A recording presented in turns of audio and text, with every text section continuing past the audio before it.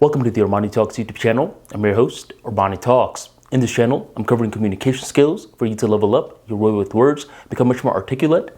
In today's episode, we're diving into the world of social skills, and I'm going to give you the secret recipe to ask better questions.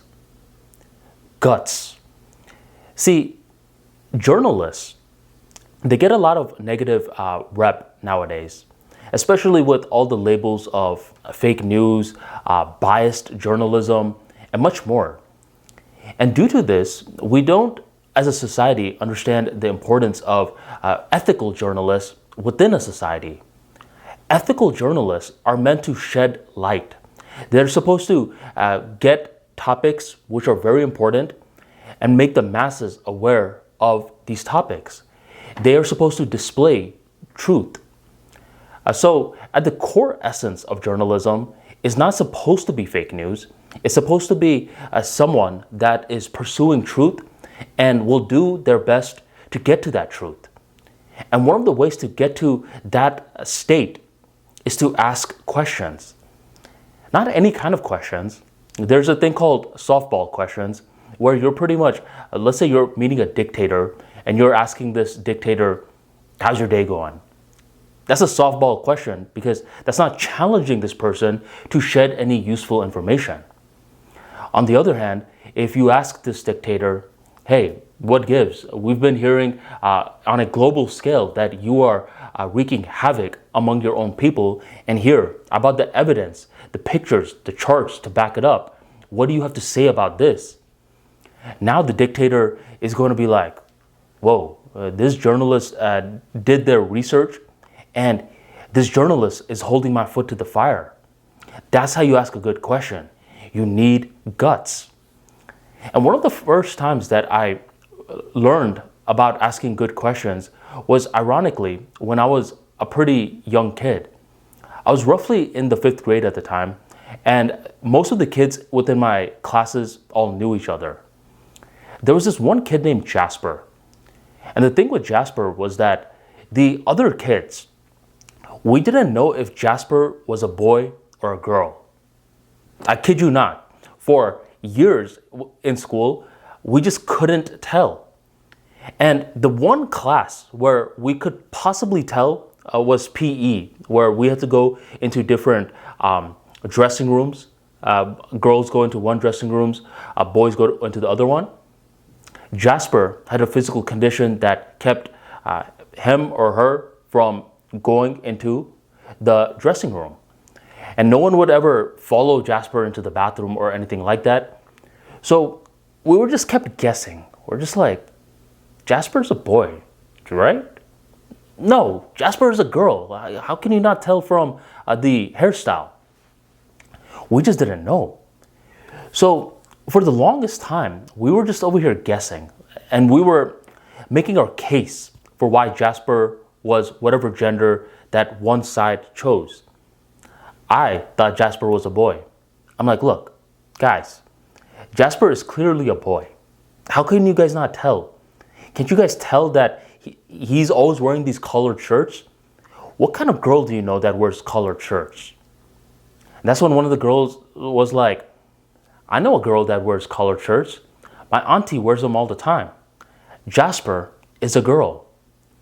And we're just over here back and forth arguing with one another.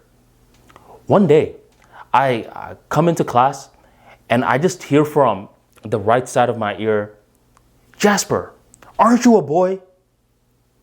And Jasper's over here just startled by the question. I look, the entire class looks. We're like, we're finally going to get the answer. And Jasper's like, come on, you already know the answer to that. And the kids were like, no, we actually don't. What are you? Are you a boy or a girl? And this kid, once again, with conviction, asks, are you a boy or are you a girl? And Jasper's like, Mr. Nelson, who was our teacher, is like, these kids are giving me a hard time. They're asking me if I'm a boy or a girl as if they don't know. And Mr. Nelson looks at Jasper and he's just like, oh man, I actually don't know myself. Hey kids, quit picking on Jasper. And that was the end of the moment.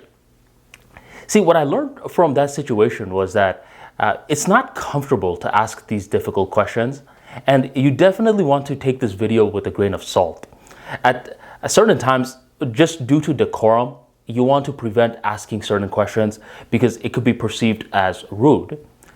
But other times, there's a level of cojones, guts that are needed in order to ask the questions that not only moves society forward, but turns an acquaintance to a friend. What's the difference between an acquaintance and a friend? An acquaintance, we predominantly speak to their adult side, while with a friend, we speak to their child side. What allowed the transition to happen in the first place? Not just inside jokes, not just spending a lot of time with them, but also questions. Not the softball questions in itself, but the hard questions. So that's the recipe in regards to asking better questions. It's guts. You eventually have to go from this very formal setting to an informal setting, depending on the context of the situation.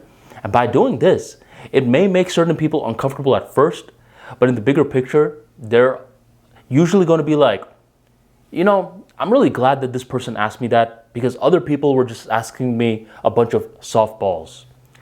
So if you enjoyed today's video and you want to learn more about this secret task of asking better questions, which seems so much like common sense that there's not much content on it, don't fear. I actually made some content on it.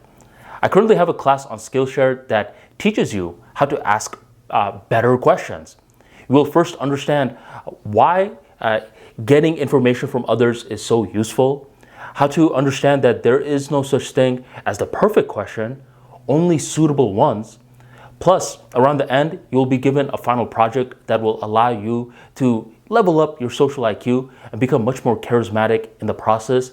Don't just talk, don't just say, but inquire as well. Check out the class in the description box or in the pinned comment right on below. And thank you very much for joining the Armani Talks YouTube channel.